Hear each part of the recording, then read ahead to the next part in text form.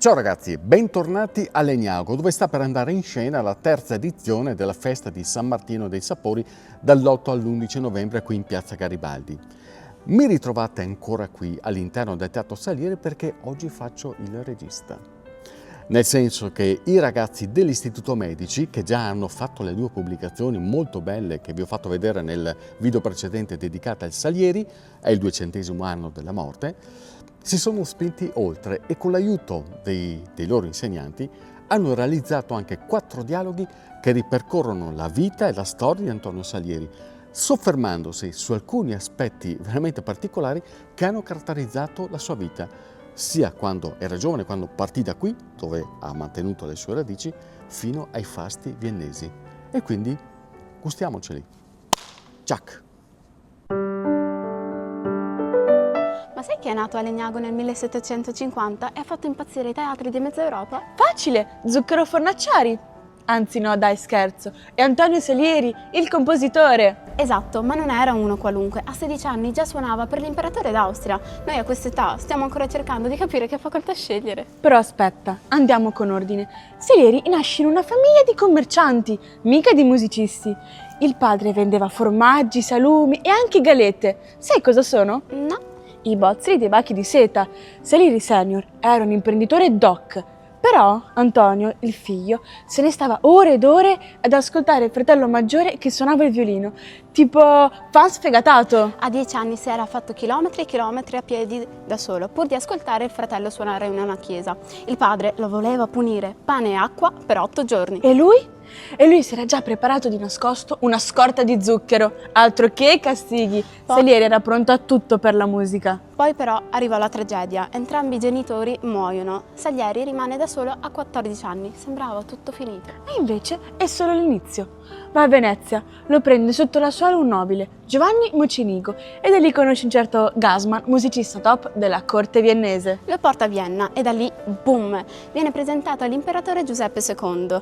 Il ragazzo suonava e cantava a memoria, l'imperatore applaude e da lì Salieri spicca al volo. Salieri diventa un maestro, un direttore d'orchestra, un influencer ante litteram, ma solo che delle storie su Instagram scriveva opere che facevano il giro d'Europa. Ah, e poi c'è anche una love story, si innamora di Theresian, una nobile viennese, ma il tutore non era d'accordo. Non guadagna abbastanza, dice, un classico.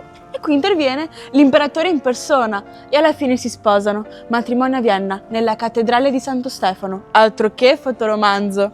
Quindi Maria Concetta, Salieri non era quello geloso di Mozart. Salieri era un talento pazzesco, un lavoratore instancabile, un romantico e un innovatore. E poi diciamocelo una volta per tutte, Salieri non ha avvelenato Mozart. Quella è una fake news ante litteram, colpa del film Amadeus. Gran film ma poco storico. Altro che nemici, Salieri e Mozart si rispettavano. Salieri aiutò anche i figli di Mozart dopo la sua morte. Se era uno geloso, era veramente strana come cosa. E poi diciamocelo, se ogni volta che qualcuno ha un collega più bravo e deve avvelenarlo, metà delle aziende chiuderebbero domani. Salieri non era mica un villain, era un maestro, un punto di riferimento. Era uno che suonava per cambiare il mondo. E pensare che tutto è partito da una bottega a Legnago, da un ragazzino con una passione enorme, con il cuore pieno di musica e un po' di zucchero in tasca. Antonio Salieri, più dolce della leggenda, più forte della storia. Ok, Salieri era un talento della musica, ma prima ancora di diventare famoso a Vienna era un ragazzo della Bassa veronese per la precisione. Che non è un'offesa, la Bassa è la pianura tra l'Adige, il Po e un sacco di campi, una zona tranquilla oggi, ma ai tempi di Salieri un bel fermento, tra guerre, confini e bonifiche che non finivano mai. Legnago era un posto di confine, da una parte i veneziani, dall'altra gli austriaci. C'era un continuo tira e molla per il controllo del territorio. Infatti si facevano le visite ogni 2 anni, ma non tipo visite mediche, erano ispezioni del confine, tipo quel campo di riso è vostro o nostro? E già che parliamo di campi, diciamoci la verità, la vita agricola era dura. Tra guerre, siccità e cavallette, la terra sembrava un reality estremo, sopravvivere nella Bassa. I contadini pregavano dicendo «Libera nos, Domine, a bello, fame et peste», tradotto «Liberaci, o Signore, dalla guerra, dalla fame e dalla peste», e magari anche dalle zanzare, ma non l'hanno scritto. Però non tutto era negativo. Ad esempio, grazie al clima umido e un po' paludoso, spunta il grano turco. Viva la polenta! E arriva anche il riso, una bomba, coltivato nelle risaie piene d'acqua di risorgiva, solo che Venezia diceva va bene il riso, ma non fateci prendere la malaria. Così i contadini dovevano togliere l'acqua prima dell'autunno. Il riso andava cotto in paioli di rame e mescolato piano piano sul camino, altro che microonde. C'era anche il pane, ma era controllatissimo, grano nei magazzini, prezzi fissi, forni pubblici e se il fornaio faceva il furbo, multe, sospensione o peggio. Ma al top, il simbolo della fatica e della speranza della gente della Bassa erano le valli grandi veronesi, paludi giganti che a volte sembravano mari interi. Servivano bonifiche, canali, argini e fu un certo Paleocapa, ingegnere con nome da supereroe, a trovare un piano geniale per sistemare tutto. Ma la vera svolta arrivò solo nel 1951. Ma aspetta, 1951? Quindi per tutto l'Ottocento e buona parte del Novecento hanno combattuto con acqua, fango e zanzare? Esatto, ma nonostante tutto, da quella terra piena di problemi è nato un genio come Salieri. Non è male, no?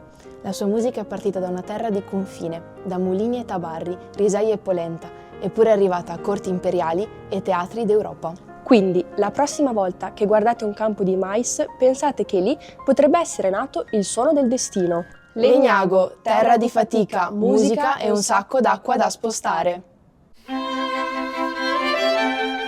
Quando pensiamo al Settecento, immaginiamo dame eleganti, parrucche altissime e vestiti pieni di pizzi.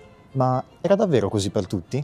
Eh no, la maggior parte della gente, come i concittadini di Salieri e Legnago, si vestiva con quello che trovava, tipo abiti usati, capi rattoppati, bragoni larghi e scoloriti. E ai piedi? Spesso scalzi, altro che sneaker. Ma c'era un capo che avevano tutti, sia ricchi che poveri. Il tabarro, una mantella in lana con una sola cucitura, uguale per tutti ma con una sola differenza. I nobili lo avevano col gancio d'oro o d'argento, con il leone, i poveri con un gancio in ferro, senza fronzoli, però teneva caldo e tanto bastava. Nei giorni di festa pure i più poveri cercavano di fare bella figura e le donne indossavano nastri, ricami e la tonda, un fazzoletto da testa talvolta sbiadito. Poi arriva Antonio Salieri a Venezia e ha 14 anni. Si ritrova nella città più fashion del secolo, tipo la Milano Fashion Week, ma con le gondole. La moda veneziana era pura teatralità, vestiti enormi, parrucche giganti e scarpe col tacco alte 30 cm, cioè il tacco era più alto dell'autostima di un influencer. E poi c'era la Piavola de Franza, una specie di Barbie gigante vestita secondo l'ultima moda francese, esposta in piazza come ispirazione per le sarte, altro che cataloghi online. Pure le scarpe a Venezia facevano teatralità. Infatti si indossavano mule, mulette e calcagnetti per camminare sull'acqua. Pratici? No, ma super chic. E la parrucca era un must. Prima lunga, poi sempre più gonfia, bianca e piena di cipria profumata. Ne avevano prodotte così tante che esiste ancora un posto chiamato Corte della Polvere. Poi Salieri si trasferisce a Vienna, cambiò scena. Abiti di corte più rigidi e meno teatrali. Passò dalla parrucca a indossare il frac e il redingot. Gli uomini si mettevano la camicia bianca con una cravatta inamidata, rigida come un cartone, e la giacca aderente, il tutto con 1000 paillette, ricami e onorificenze in bella vista. E se pensi che Salieri fosse contro la moda, ben ti sbagli. Aveva un armadio pieno di riconoscimenti, medaglie, collari e croci. Gli mancava solo l'Oscar. Nel frattempo la Francia detta legge con lo stile impero, vestiti semplici, vita alta, tessuti leggeri come garza, eleganza classica ma a rischio polmonite. Infatti nacque la famosa malattia della mousseline, troppe dame con vestiti trasparenti e zero sciarpe, per fortuna che poi si passò allo scialli in cashmere.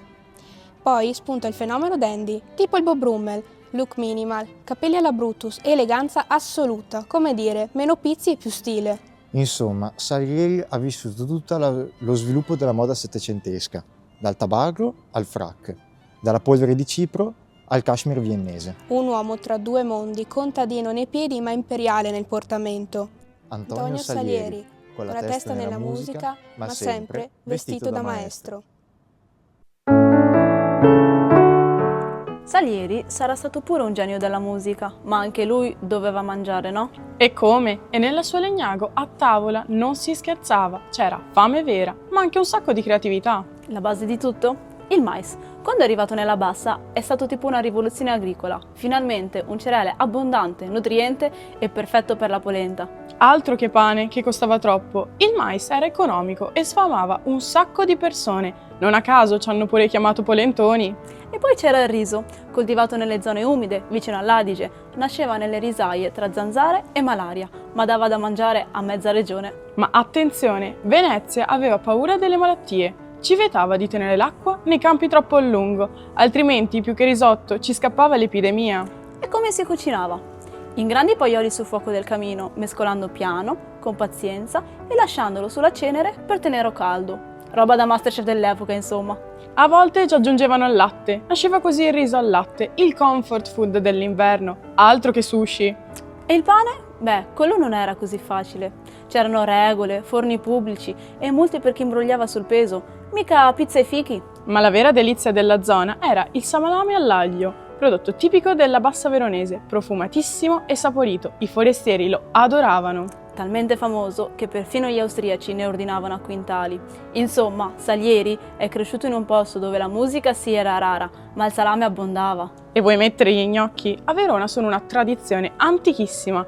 Prima si facevano con la farina, arrivano poi le patate, un'altra salvezza durante le carestie. La patata ci ha messo un po' a farsi rispettare, ma alla fine è diventata la regina della tavola, soprattutto quando ha incontrato il burro e il parmigiano. Amore a prima vista proprio. A proposito di burro, la bottega dei Salieri vendeva anche quello, oltre che vini, salumi e, incredibile ma vero, bozzoli da seta. Insomma, un emporio a 360 gradi. E mentre la cucina legnaghese era semplice, rustica, di terra, a Vienna Salieri incontra un altro mondo, un mondo pieno di salse ricche, carni elaborate e dessert da re. Ma alla fine le due cucine si sono incontrate, tipo il bollito veneto che ricorda il Tafelspitz austriaco, oppure i tortelli chiamati la Maultaschen, stessa bontà, nomi diversi. Insomma, Salieri ha visto l'incontro tra due culture culinarie, una nata nella fatica dei campi e l'altra nei saloni imperiali. E secondo me la sua musica aveva dentro un po' di tutte e due, rustica come la polenta, raffinata come una Sacher Torte. Antonio Salieri, cresciuto a pane e salame, diventato maestro con gusto e buon gusto.